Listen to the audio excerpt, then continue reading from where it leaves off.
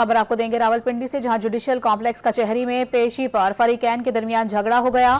Police की मौजूदगी में दोनों ग्रुपों ने एक दूसरे पर लातें और मुक्के बरसा दिए। कई अफराद इस दौरान जख्मी भी हुए। तफसीलात जानेंगे। डॉन न्यूज के नुमाइंदे ताहिर नसीर हमारे साथ मौजूद हैं। ताहिर, बताइए क्या मामला है, क्या तफसीलात हैं इससे मुतालिक? जी देखिए, रावलपिंडी के जुडिशियल कॉम्प्लेक्स कचहरी में पेशी पर आए हुए गैर कानूनी हाउसिंग सोसाइटी और साहिलीन के दरमियान झगड़ा हुआ है। पुलिस की मौजूदगी में जुडिशियल कॉम्प्लेक्स कचहरी मैदान जंग बन गया है। दोनों ग्रुपों का एक दूसरे पर लातों, मुक्कों, बोंसों का आजादाना इस्तेमाल और मुतअद्दिद अफराद के जख्मी होने की भी इत्तलात है।